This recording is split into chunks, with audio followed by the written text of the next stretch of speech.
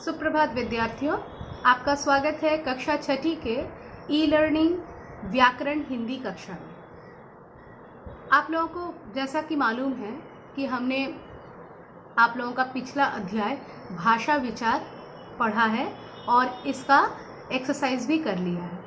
आज हम इसी किताब का जो दूसरा अध्याय है वर्ण विचार, उसको करने वाले हैं।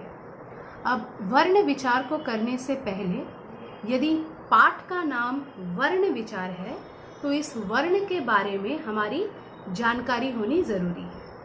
तो ये वर्ण क्या है? वर्ण में आने से पहले आप लोग मुझे बताएं कि क्या आपने यूनिट के बारे में सुना है? ये यूनिट क्या है? ये यूनिट वो छोटा सा खंड है जिसका आगे और कोई खंडन नहीं किया जा सकता है, जिसको और आगे ब्रेक नहीं किया जा सकता है, उसको यूनिट कहते हैं। आपने साइंस में, मैथ्स में यूनिट को ज़रूर पढ़ा होगा। तो हर एक चीज़ का एक यूनिट होता है जिसके आगे वो अनब्रेकेबल होता है, उसको और हम ब्रेक नहीं कर सकते हैं। तो इसी तरह से ये जो हमारी भाषा है, भाषा का यूनिट वर्ण है। ठीक है, भाषा का यूनिट क्या है?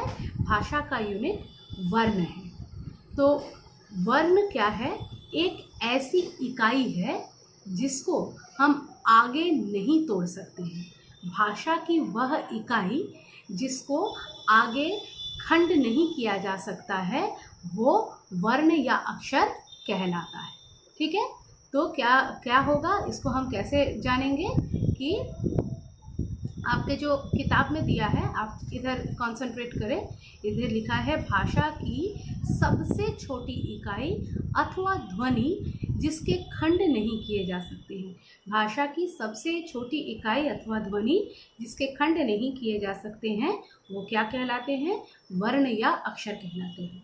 ठीक है, तो ऐसी इकाई जिसको और नहीं तोड़ा जा सकता है, वो वर्ण कहलाता है।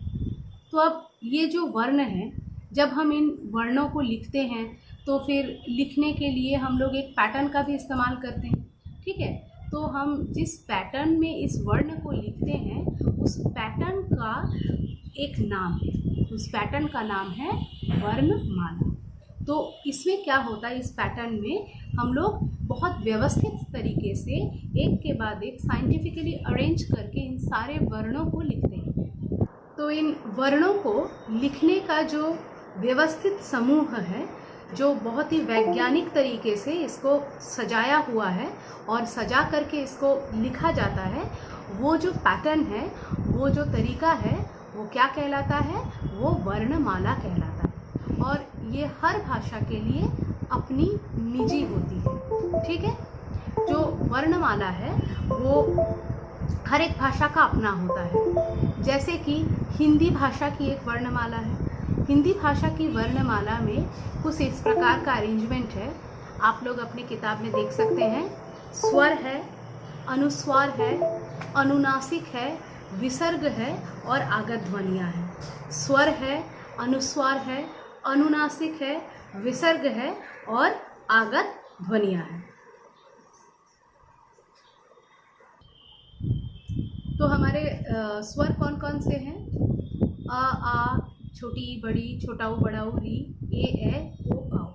इनकी संख्या कितनी है? 11। उसके बाद नेक्स्ट है हमारा अनुस्वार। अनुस्वार कौन सा है? अंग। अनुनासिक ये कौन सा है?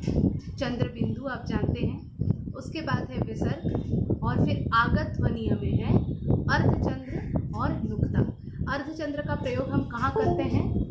जब हम लिखते हैं, जैसे डॉक्टर लिखते हैं, उसमें हम जो अ का उच्चारण करते हैं, उसमें हम अर्धचंद्र का प्रयोग करते हैं। और नुक्ता का प्रयोग कहाँ होता है? जहाँ भी हम अरबी फारसी जैसे शब्दों का प्रयोग करते हैं, वहाँ पर जैसे ज़, फ, इसका उच्चारण करने के लिए हम नुक्ता का प्रयोग करते हैं। ठीक है, स्वयं नुक्ता शब्द में भी नुक्ता का प्रयोग है, आप गौर कीजिएगा। स्वर के बाद है व्यंजन। ये व्यंजन है क वर्ग से लेकर च वर्ग, फिर ट वर्ग, त वर्ग, प वर्ग, उसके बाद अंतस्थ व्यंजन, फिर ऊष्म व्यंजन और आखिर में है संयुक्त व्यंजन।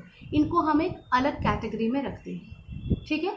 तो क वर्ग में क से लेकर घ तक ध्वनियाँ हैं, उसके बाद अंग है, ये क्या है, ये पंचम वर्ण है। इसी तरह से च वर्ग के लिए इया पंचम वर्ण है।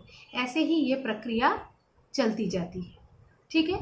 तो इसी तरह से हर एक वर्ग की शुरुआत पहला जो इसका वर्ण है उसको लेकर उसका नामकरण किया गया है कि वो जैसे च वर्ग है या ट वर्ग है या क वर्ग है, उसके पहले वर्ण को लेकर उसकी शुरुआत की जाती है और इसकी प्रक्रिया ऐसे चलती है कि अंत में एक जो है पंचम वर्ण है, ठीक है। उसके बाद अंतस्थ व्यंजन के अंदर आता है य, र, ल, व। इसमें देखिए कोई पंचम वर्ण की व्यवस्था नहीं, ठीक है। और उसके बाद ऊष्म व्यंजन है, यहाँ भी पंचम वर्ण नहीं है, श, स, ह। और संयुक्त है श्य, त्र, ज्ञ और श्र। तो श, श, स, ह तक लेकर के ऊष्म व्यंजनों तक लेकर के हमारे व्यंजनों की संख्या कितनी है, 33। स्वरों की संख्या 11 और व्यंजनों की संख्या कितनी होती है, 33। इसके साथ 4 जो है संयुक्त व्यंजन जुड़ते हैं। ये इनका नाम संयुक्त क्यों है, क्योंकि ये आपस में जुड़कर 2 या 3 वर्णों के समूह को जोड़कर इनको बनाया गया है। जैसे श्य जो बना है ये क के साथ जो प वाला श है उसको जोड़कर बना है। त्र जो है ये त के साथ र जोड़कर बना है। ज्ञ जो है ज के साथ इय जोड़कर बना है और श्र जो है श के साथ र जोड़कर बना है। समझ गए। इसके साथ कुछ खास बातें हैं जो हमको ध्यान में रखनी है। स्वर रहित व्यंजन दिखाने के लिए हलंत का प्रयोग किया जाता है। जब हम किसी व्यंजन को लिखते हैं और उसको हम ये डिनोट करना चाहते हैं कि इससे हमने स्वर को निकाल दिया है, तो वो आधा हो जाता है। तो क्योंकि एक व्यंजन का अस्तित्व स्वर के साथ है, जैसे कि हमारा पहला व्यंजन क्या है, क। तो क कैसे बना है, आधा क के साथ अ जुड़कर वो पूरा क बना है। यदि हम क लिख रहे हैं और उसके नीचे हलंत नहीं दे रहे हैं तो उसका मतलब ये जब बनता है कि ये क के साथ स्वर जुड़ा है। लेकिन यदि हम क में हलंत डालते हैं तो इसका मतलब उसमें अ नहीं है। तो हलंत क्या डिनोट करता है, व्यंजन में स्वर को हटा दिया गया है या ये आधा है, ये दिखाने के लिए हलंत का प्रयोग होता है। व्यंजनों का उच्चारण सदा स्वरों की सहायता से होता है। तो व्यंजन कभी भी स्वतंत्र रूप से नहीं बोले जाते हैं, वो स्वर की सहायता से बोले जाते हैं। इसके बाद री स्वर का उच्चारण र में छोटी की मात्रा री की भांति किया जाता है। री स्वर का उच्चारण र में छोटी की मात्रा री की भांति किया जाता है। और अड़ और अढ़ व्यंजन ड और ढ से भिन्न होता है। ये है अड़, वो है ड, ये है अढ़, वो है ढ, ठीक है।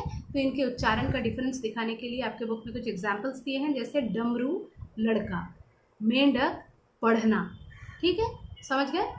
इसके बाद अड़ा और अढ़ से कोई भी शब्द आरंभ नहीं होते हैं, ये रूल है। अड़ा और अढ़ से कोई भी शब्द कभी भी इनकी शुरुआत नहीं होती है। और नुक्ता का प्रयोग मैं पहले ही बता चुकी हूँ आपको कि ये अरबी फारसी के स्वरों के लिए होता है, ठीक है। उच्चारण एवं प्रयोग के आधार पर हिंदी वर्णमाला का भाग किया गया है। जिस प्रकार से हम इसका उच्चारण करते हैं और जिस प्रकार से हम इसका प्रयोग करते हैं, इसके आधार पर वर्णमाला को 2 भागों में बांटा गया है। एक है स्वर वर्ण, एक है व्यंजन वर्ण। तो सबसे पहले आप वर्ण क्या है, वर्णमाला क्या है, इसके क्या स्पेशलिटीज़ हैं, इन सब के बारे में जानिए और पढ़ करके इस प्रकरण को रेडी कीजिए। उसके बाद हम आगे के कक्षाओं में आपके स्वर व्यंजन के बारे में चर्चा करेंगे। धन्यवाद।